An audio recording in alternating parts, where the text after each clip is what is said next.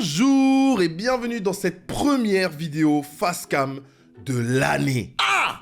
Combien de temps avant de pouvoir créer un moment un peu intime avec vous comme ça, voilà, un peu en aparté, en dehors de tous les projets. Bien... Mars et Betty. Bah déjà, bonne année, voilà, je vous l'ai même pas dit. Cette vidéo est justement là pour que je puisse me rattraper. Voilà, cette vidéo c'est ma rédemption. Je sais que ça fait un petit moment que vous m'attendiez depuis la sortie de mes 2 vidéos au Congo. Il s'est passé tellement de choses avant la sortie des vidéos, pendant la sortie des vidéos et même maintenant là, après. Il y a eu tellement d'effervescence autour de ces vidéos là, il y a eu tellement de retours, il y a eu tellement d'énergie positive. J'ai tellement de choses à vous dire par rapport à ces vidéos. Donc on va recenser un peu tout ça ensemble. Je vais vous parler des choses que je vous ai pas montrées. Je vais vous raconter des petites anecdotes. Ma vision des choses pour cette année 2025, ça a changé un peu ma vie. Et j'ai l'impression que là, je pars sur un nouveau tournant dans ma carrière YouTube. Ma carrière, tu vois ce que je veux dire. Donc je vais être le plus transparent avec vous. C'est une vidéo normalement qui aurait dû sortir fin décembre 2024, début janvier.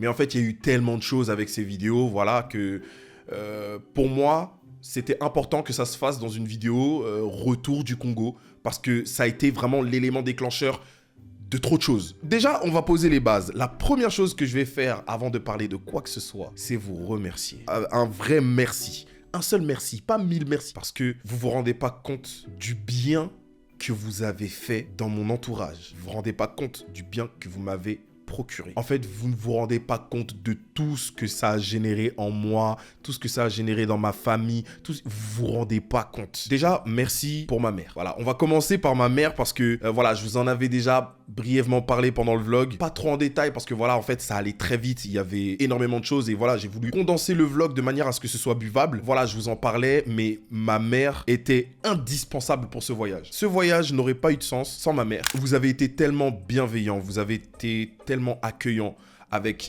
sa personne, avec qui elle est, vous l'avez prise dans son entièreté. Je pense que ça lui a fait beaucoup de bien. Elle a beaucoup pleuré, voilà, de joie. Plus de joie que de tristesse, parce que forcément, il y a des images qui l'ont bouleversée. Déjà, merci pour la bienveillance dont vous avez su faire preuve. Merci énormément pour mon papy. En fait, c'est une dinguerie parce que vous avez appris à le connaître limite en même temps que moi. Alors, moi, je l'avais déjà eu au téléphone à plusieurs reprises. Voilà, j'avais des nouvelles de lui. Donc, c'était pas un étranger pour moi. Et j'ai vraiment eu l'impression de partager quelque chose de puissant, quelque chose de fort, quelque chose d'intime avec vous.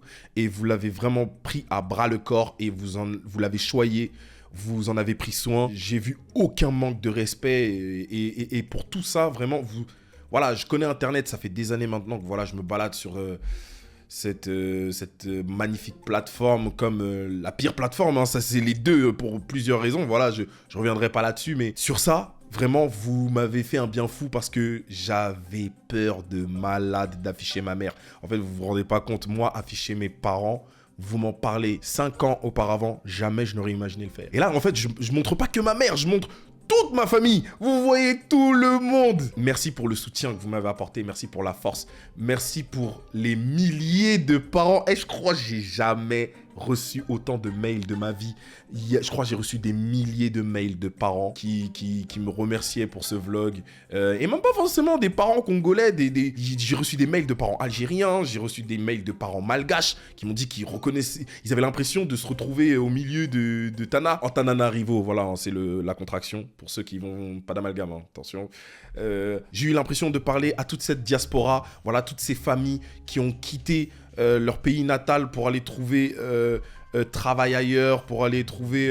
Et c'était tout le but de ce vlog, c'était de se dire, voilà, en fait, je suis un jeune garçon de 27 ans, bon, plus si jeune que ça, hein, on se rapproche des 30 ans, attention. Mais voilà, je suis un jeune homme de 27 ans qui a grandi toute sa vie dans un environnement européen. Là, il va découvrir ses racines. Tout est différent. Il est dépaysé. Comment il va appréhender les choses, comment il va se comporter. Il y avait vraiment une histoire que j'avais envie de raconter autour de ce vlog. Ça a dépassé mes espérances, en fait. Je m'attendais pas à vivre toutes ces choses-là. Je m'attendais pas à ce que finalement, je puisse monter les vidéos de cette façon-là, parce que c'est aussi le fait de reprendre les montages, ça m'a fait bizarre aussi, ça m'a rappelé des années sombres. Je suis vraiment content de comment les choses se sont passées, j'ai l'impression que tout était embriqué de façon à ce que ça se passe comme ça s'est passé, donc vraiment merci 1000 fois. Je vais pas passer 1000 ans à vous remercier, mais voilà, c'était important pour moi que je vous remercie avant de pouvoir rentrer dans les sujets un peu plus deep, un peu plus intéressant, les choses que je vous ai pas montrées, les anecdotes, les projets et blablabla. En fait, le truc, c'est que j'y croyais pas à ce projet. Pour être honnête avec vous, quand je pars en décembre 2024, je sais pas, moi, qu'est-ce que j'ai envie de faire pour l'année 2025. Je suis perdu. Voilà, j'ai eu l'impression que ce voyage tombait à pic parce que j'avais besoin de voir autre chose, de respirer autre chose. Et peut-être que ça allait m'aider à comprendre et à savoir dans quelle direction je partirais pour l'année 2025, parce que c'est vrai que maintenant, ça va bientôt faire 10 ans que je suis sur YouTube et j'ai eu un peu l'impression de tourner en rond. Voilà, j'ai un peu l'impression d'avoir fait un peu le tour en ce qui concerne les sujets de vidéos, les concepts, la manière dont je les amenais sur YouTube. J'avais vraiment l'impression d'avoir fait le tour, quoi. Et ce voyage, ça a été la révélation. Je me suis dit, mais en fait, peut-être que c'est ça qu'il me faut. Peut-être que j'ai besoin aujourd'hui, en tant que garçon de 27 ans qui a eu le parcours qu'il a eu, peut-être que j'ai envie de découvrir le monde. Quand je filmais, tout ce que je voyais, c'était vraiment avec le cœur que je le faisais. Parce que voilà, pour revenir à ce que je voulais vous dire, c'est qu'honnêtement, en décembre 2024, quand j'étais à la production de ce vlog, j'espérais rien. Et c'est un truc que j'ai complètement abandonné en partant parce que je me suis dit, la vidéo du Congo, de moi qui pars au Congo, ça va intéresser qui? Ça va intéresser personne. Ça va peut-être intéresser les Congolais de manière générale. J'avais vraiment peu de croyances, très peu de croyances en ce projet. Et quand ça a explosé, j'ai eu comme de l'espoir. Je sais pas comment expliquer, j'ai eu l'impression d'avoir de l'espoir.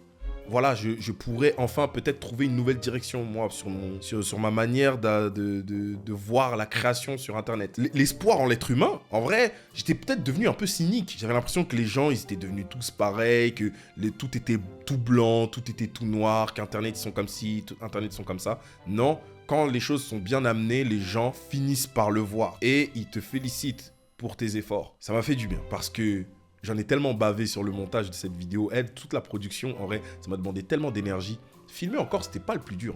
Ça a été le montage, de tout mettre en pièces et tout. Cette direction-là de faire de la voix off, d'ajouter des petits montages un peu élaborés, le truc avec la caméra 360 et tout. J'avais tellement d'idées, j'avais tellement envie de les mettre en pièces. Et arrivé à Paris, je me suis dit, mais en fait, c'est à moi de le monter, cette vidéo. C'est moi qui ai vécu le voyage. Jamais personne pourra passer derrière et pouvoir monter la vidéo comme je l'ai perçu. À moi de me remettre au montage. Ça a été un exercice. Et je suis très content de comment ça a rendu. J'avais vraiment pour but de faire un meet-up en plus en allant là-bas, parce que je me suis dit, bon, grand maximum, peut-être il y aura une centaine de personnes. En fait, quand j'ai commencé à prévenir que j'étais à Kinshasa et que je comptais faire un meet-up, j'ai vu que mon nombre de vues en story a explosé. Je commençais à paniquer. Je me suis dit, surtout avec le contexte actuel, ce serait bête de créer une émeute, les gens ils se blessent ou je sais pas. Je voulais pas embêter personne. Donc je me suis dit, je vais pas prendre de risque. Je vais pas prendre le risque de créer une émeute ou de faire n'importe quoi. Donc, prochaine fois que je viens à Kinshasa, je m'y prendrai à l'avance. J'en profite bien évidemment pour faire un petit message pour Goma. Voilà, ce qui se passe actuellement, c'est catastrophique. Voilà, qu'est-ce qu'on peut dire de plus? Le timing, il est quand même particulier. Entre la sortie du vlog et moi qui annonçais que voilà, le chapitre 3 se ferait à Goma. Quelques jours après, on entend que voilà, la guerre s'est intensifiée, le M23 prend plus de place, etc. Enfin, le timing était lunaire. J'ai l'impression que ce voyage devait se faire à ce moment-là. Je ne sais pas comment l'expliquer. Il y a trop de choses autour de ce voyage et des choses que je vis ces derniers temps. Et ça m'a bouleversé. Ça m'a bouleversé parce que j'avais vraiment à cœur de pouvoir repartir vite et de pouvoir vous partager plein de choses davantage du Congo en allant à l'Est.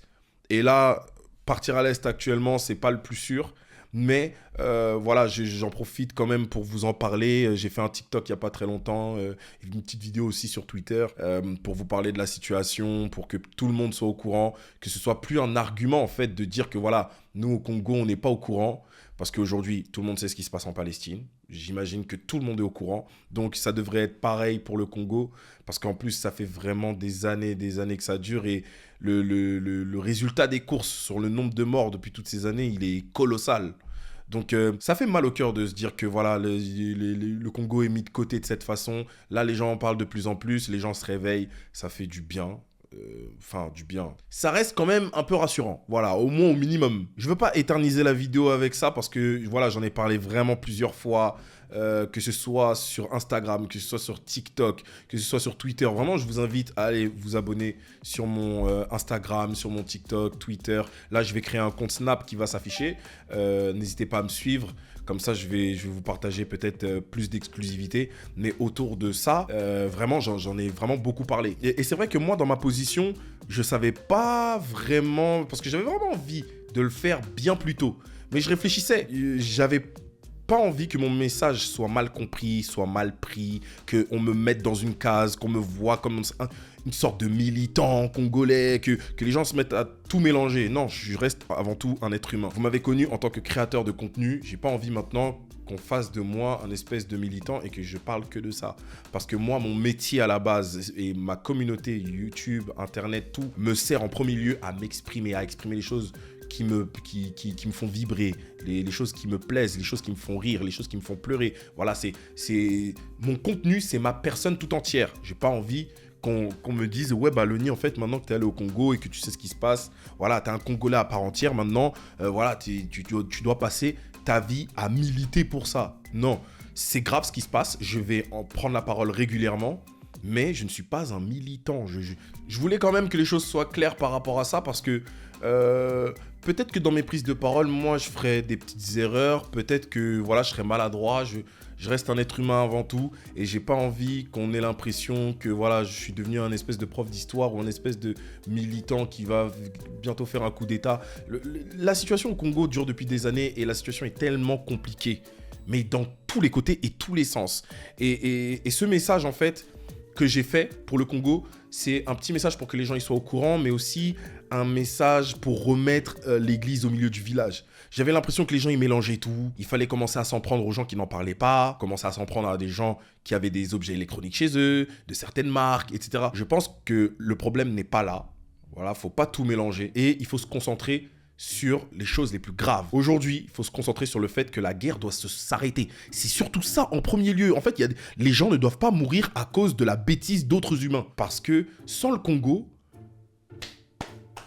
les gars, on n'a plus rien. On n'a plus rien. Tout ce qu'on a, notre vie, est basé sur le Congo.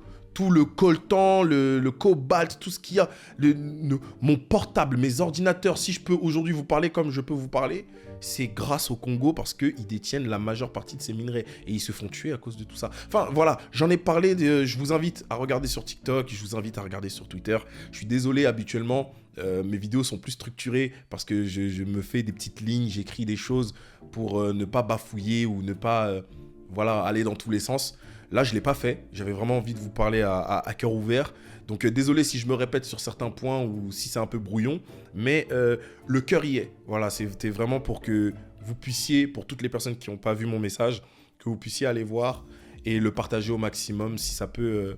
et si je peux y contribuer au moins un petit peu à ma manière. Voilà. Il y a tellement de choses que je ne vous ai pas montré dans ce vlog parce que sinon... Ouais, les vlogs, ils allaient durer 3-4 heures. Je vous parle sérieux, ça allait être beaucoup trop long. Il y a plein de gens qui me disaient « Ouais, Mélanie, en fait, vas-y, mets les 3 heures, mets les 4 heures. » Non.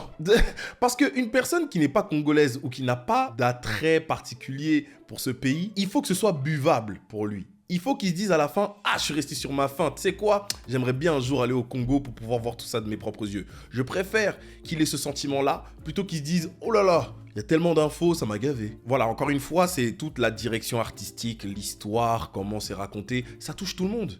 Tout le monde a une famille, beaucoup de gens sont issus de la diaspora, beaucoup de gens sont issus de parents immigrés, voilà, ils ont de la famille au bled qu'ils aimeraient bien rencontrer et tout, peut-être qu'il y en a même qui ont déjà rencontré, ça s'est passé à peu près de la même manière. J'ai reçu tellement de mails de gens qui se sont reconnus dessus, ça m'a trop étonné, j'étais choqué, ils ont dit « Oh, ta vidéo elle aurait pu même durer 2h30 », j'ai eu un pincement, j'étais un peu dégoûté, je me suis dit « Ah 1h30 c'était court !» Punaise. Et en plus, quand la première vidéo elle est sortie, je me suis dit, si vous kiffez la première vidéo là, mais vous n'êtes pas prêts pour l'épisode 2. L'épisode 2, ça va être un délire. Avec les paysages, les endroits où on va. J'avais vraiment à cœur que les gens voient qu'il y a autre chose déjà. Même pour les Congolais, hein. Il y a tellement de Congolais qui n'ont jamais mis les pieds dans la province. C'est, en fait, pour certains Congolais, le Congo, avec Kinshasa, c'est comme certains d'entre nous, avec la France et Paris. Voilà, la France s'arrête à Paris et après on va pas voir ce qui se passe ailleurs. ben, pour beaucoup de Congolais, quand ils vont au Congo, c'est rester à Kinshasa. Alors qu'il y a tellement d'autres choses à voir. Je pense que vous l'avez vu, la province, c'était peut-être 1000 fois plus intéressant à vivre que Kinshasa. Kinshasa, il y a toute une histoire, voilà, et en plus, il y a énormément de gens, donc forcément, il y a toujours des choses à vivre. Mais en termes d'histoire, en termes de tout ce qui est nature et tout, vraiment, c'est trop grave, la province du Congo central. Et dire qu'en fait, c'est même pas un huitième du pays. Enfin, j'ai envie de dire, le pays est tellement grand, j'ai tellement de choses à voir, j'ai envie de faire tout le Congo. Vraiment, je parle sérieux. Je pense que vraiment, ça va être mon but ultime de faire l'intégralité du Congo, de voir tous les coins. C'est vraiment mon rêve là actuellement, je vous mens pas. On a vraiment croisé un nombre incalculable d'accidents. Au total, on a dû en voir 7-8 normal. Genre, depuis que je suis en France, j'ai jamais vu 7-8 accidents. C'est genre vraiment pas. C'est des accidents routiers, j'ai dû en voir un ou deux maximum. Donc pour moi, tout ça c'était nouveau d'en voir en si peu de temps et du coup j'ai vu des morts en fait, il y avait des corps comme ça parce qu'en plus on est au milieu de la province, il y a absolument rien autour de nous, il n'y a pas de borne pour appeler un tel pour qu'il vienne chercher camion de dépannage et tout, ça n'existe pas parce qu'on est au milieu de la brousse, il n'y a rien et voilà. Donc quand tu pars comme ça, et c'est pour ça qu'on est parti avec des guides et des gens, des professionnels qui allaient pouvoir assurer notre sécurité, c'est que quand il t'arrive quelque chose comme ça au milieu de rien, bah bon courage pour qu'on vienne te chercher. On est parti avec un 4x4 énorme pour qu'on soit sûr de ne pas croiser un truc qui va nous bousiller notre voyage en fait. Donc il y a eu tellement d'accidents, je vous ai montré 2-3 images histoire d'eux, mais j'aurais pu vous en montrer plus, avec des corps par terre et tout, j'étais choqué. Et il y a eu du coup la visite du monument le plus bouleversant de mon voyage, ça a été la marmite des esclaves. Les gars, la marmite des esclaves de Mwanda, c'était probablement le monument le plus important qu'on a visité. Je ne l'ai pas mis pour une seule et bonne raison, c'est que déjà c'était lourd, c'était très très lourd, j'étais pas de très bonne humeur. J'aurais pu le mettre pour voilà rester sur ce côté authentique où je vous montre tout, je vous montre mes trucs, mais voilà dans ce même souci de dynamisme, je l'ai retiré. Et puis voilà, il y avait aussi le fait que j'avais pas envie que aux yeux du grand public, de certaines personnes, qu'elles soient de toute origine, qu'elles soient blanches, qu'elles soient ou autres, hein, qui se disent en fait, là l'ONU veut nous faire découvrir le Congo uniquement par le prisme de l'esclavage, uniquement par le prisme du colonialisme. Et j'avais envie que les gens ils puissent se dire, voilà, s'ils viennent, ils vont découvrir des monuments qui signifient d'autres choses. J'en ai déjà parlé moi quand j'étais à Matadi, j'en ai parlé une fois, j'allais pas en parler pendant des heures et des heures. Je pense que pour certaines personnes, voilà, il y a aussi ce sentiment de culpabilité qui plane, c'est parce que ça reste humain en fait. À ce même titre, j'imaginais qu'une personne blanche qui apprécie mon contenu, qui regarde et qui voit que toutes les 2 secondes, en fait, je suis en train de lui rappeler que le malheur de l'Afrique, le malheur du Congo, bah, c'est à cause d'eux. Je me dis, bon, ça peut être moyen. Voilà, j'avais envie que ce soit important et que ce soit dit, mais j'avais pas envie que ce soit le cœur de la vidéo et de parler que de ça. Je voulais trouver le juste milieu, de créer une balance pour que ça parle au monde entier, que ça parle à tout le monde et un maximum de personnes. Et ça m'a fait plaisir. Il y a énormément de personnes blanches qui ont commenté ma vidéo, qui ont dit que ça m'a donné envie d'aller au Congo. Et c'est là que j'ai compris que voilà, j'avais trouvé voilà, c'était en termes de timing, ce que je pouvais dire, ce que je devais éviter de dire, ce que je devais pas montrer. Je pense qu'en fait, j'ai trouvé un juste milieu qui était parfait. Et voilà, hein. Sinon, en dehors de ça, voilà, c'est ce dont je vous parlais tout à l'heure. J'ai de nouveaux projets. Voilà, ma chaîne principale va prendre une toute nouvelle direction. Voilà, ma chaîne principale sera dédiée au vlog, à de la découverte, à des choses que je peux vous partager. Pas forcément voyager à l'autre bout du monde, hein, même vous partager des petites choses bêtes. Par exemple, voilà, pour l'exemple, dans quelques jours, va sortir un vlog à l'hôtel Disneyland avec mon petit chouchou. Voilà, bon, je vous spoil rien, bref.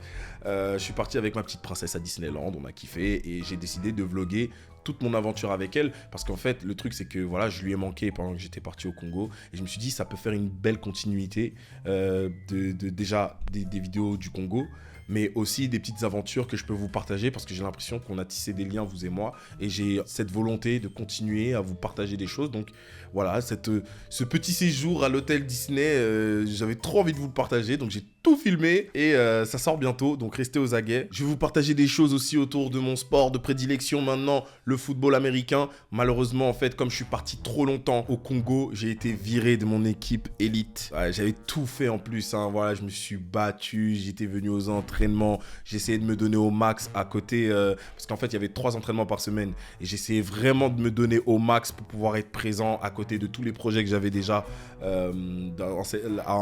pendant la fin de l'année 2024. Mais là, en fait, le voyage au Congo, ça a été le coup de massue. Ils en avaient marre, ils ont dit hey, t'as vu mon ref, tranquille, vis ta vie. Mais nous, on a besoin de gens présents. Donc, l'entraîneur, il m'a dégagé de l'équipe élite. Et là, du coup, je suis en D3. Donc, c'est l'équipe en dessous.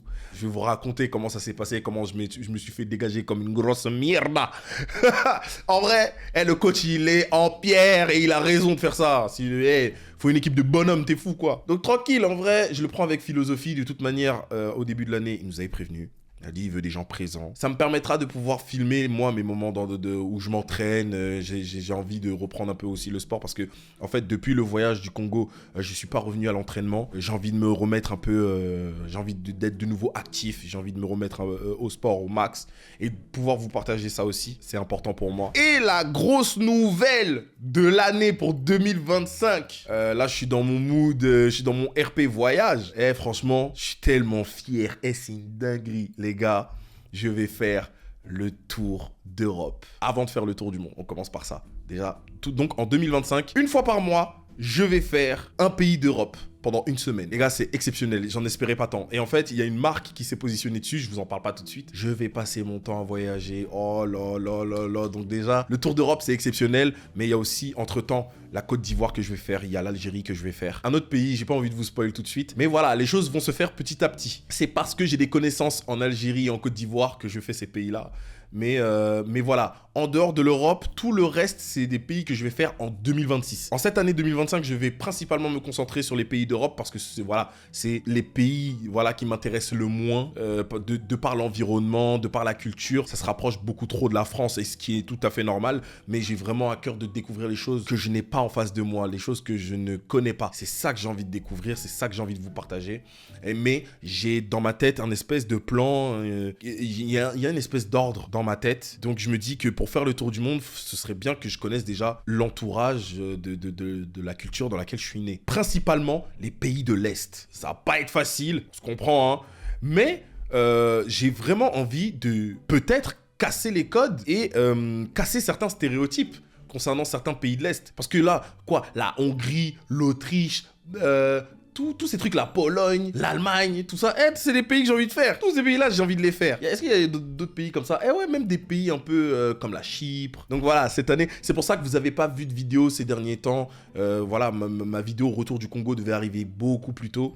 Mais j'avais besoin de structurer un peu tout ça parce que le projet de faire le tour d'Europe était dans ma tête déjà début 2025, donc janvier 2025. Mais c'est là que récemment, qu'une marque s'est vraiment positionnée et m'a dit « Ok, on te suit toute l'année ». Donc, il fallait que je recalibre tout mon environnement, ma manière de travailler, parce que moi, il faut que pendant que je parte, ma chaîne secondaire continue de travailler. Par exemple, je travaille avec d'autres marques aussi en parallèle, donc il faut que je m'organise. Il y a les Jackson, je continue de faire des vidéos avec les Jackson, donc il faut que je m'organise aussi par rapport à ça. Il n'y a pas très longtemps, je suis parti au ski, ça a été une révélation pour moi. Il y a une marque qui s'est positionnée pour m'accompagner, pour descendre les 3 pistes noires les plus difficiles d'Europe.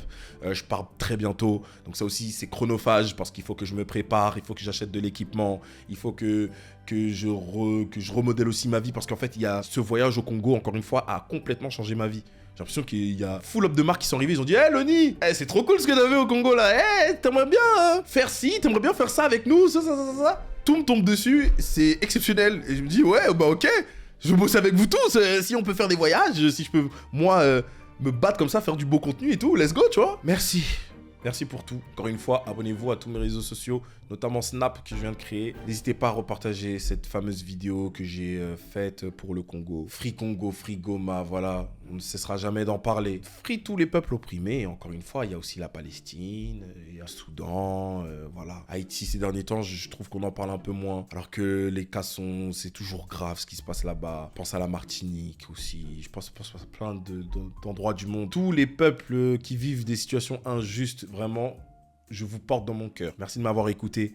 Merci de m'avoir soutenu sur ces 2 vidéos Congo. Vous vous rendez pas compte à quel point ça a changé mon environnement, à quel point ça a changé ma vie. J'espère pouvoir continuer à vous faire du bien. Là, il y a une vidéo qui sort très bientôt avec Disha. Il y a des vidéos qui vont sortir là du ski. Moi, de mes premières fois au ski, je vais aller en Autriche, en Suisse pour vivre ces choses-là aussi. Vous allez me voir en Algérie. Vous allez me voir par-ci, par-là dans plein de pays d'Europe. Ça va être fou. Ça va être incroyable. On va vivre ça ensemble. Merci à tous les parents qui ont revu leur jugement me concernant.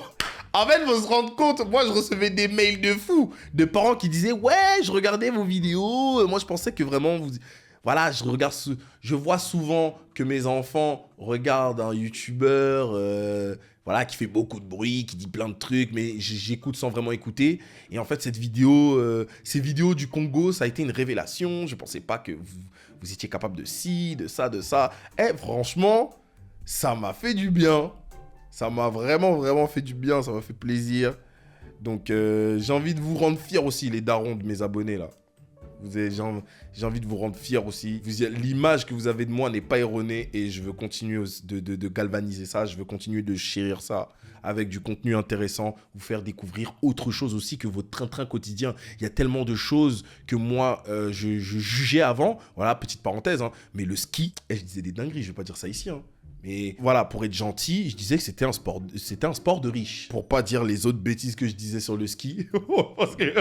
Mais, pour en avoir fait, c'est l'un des meilleurs sports que j'ai jamais expérimenté de ma vie. Le ski, c'est une dinguerie. Niveau adrénaline, niveau adresse, comment faut se tenir sur les skis, tout ça. Vraiment, le ski, ça a été une révélation pour moi. Donc, peut-être que pour beaucoup d'entre vous, voilà, pour beaucoup de personnes issues de minorités, des personnes noires, des personnes maghrébines, des personnes, voilà, encore une fois, des personnes issues des minorités. Peut-être que ça vous donnera envie d'aller dans ces coins-là où vous n'avez pas l'habitude de mettre les pieds. Moi, c'est ça mon défi en cette année 2025, c'est de mettre les pieds dans des endroits inimaginables. L'Europe de l'Est, je suis pas à la mode, hein. C'est une réalité. Et pourtant, je veux y mettre les pieds pour casser aussi les stéréotypes, certains mythes. Peut-être que ça va être renforcé, hein. Moi, je sais pas, hein. Je sais pas ce que je vais y voir. Moi, je vais juste vous montrer la réalité. Je vais juste vous montrer ce que moi j'ai vu. C'est tout. Sans aucun jugement ni rien. Les gars, j'ai tellement envie d'aller en Croatie, en Serbie. Aïe, je vais tout faire. Voilà, et les sports, voilà, le ski, je l'ai expérimenté, c'était trop bien. Je veux tout vivre maintenant. Je veux plus me fixer de limites. Je veux tout faire, je veux tout vivre. Et ça va être incroyable en plus parce que tout ça, je vais le vivre avec vous. Prenez soin de vous. Prenez soin de votre famille. Vraiment, prenez soin de votre santé. C'est important. C'est pas des blagues. Mon daron, il a négligé sa santé. Je sais que ça aussi, ça a contribué à sa maladie. Mon papy, il n'est pas en bonne santé. Et voilà, c'est aussi l'environnement. Donc, nous, on a la chance de pouvoir avoir accès à des soins, en plus gratuitement. On a la chance d'être dans un environnement plutôt hygiénique par rapport à d'autres pays. Donc, profitons-en. Profitons-en, prenez soin de vous, ne vous laissez pas aller, ne vous négligez pas. Pas de cigarettes, pas d'alcool. Voilà, je porte aucun jugement à ceux qui boivent ou à ceux qui fument, d'accord ? Mais si vous ne fumez pas et que vous ne buvez pas, ne commencez jamais. Voilà. C'est un petit conseil. Je suis pas en train de vous dire de ne pas le faire, mais ne rentrez pas sur ce terrain parce que c'est vraiment pas utile. J'ai jamais bu de ma vie, j'ai jamais fumé de ma vie, je me porte très bien. Voilà, je suis pas là pour vous donner des leçons, bien évidemment, mais en fait, ça a détruit la vie de gens que je connais. Ça a détruit la vie de gens que je connais et ça a détruit... je ne veux pas rentrer dans les détails, bien évidemment, mais en sachant ça, j'ai pas envie que les personnes de ma communauté qui m'apportent du bien se fassent du mal. Oh, la phrase de fou. Prenez soin de vous. Et on se dit à très vite pour la vidéo Disney et d'autres aventures d'ailleurs. Tout va arriver bientôt. Ciao, ciao. Gros cœur sur vous. Merci, merci. Merci. Hey, une vidéo retour du Congo ou une vidéo retour tout court? renaître de ses cendres. Incroyable.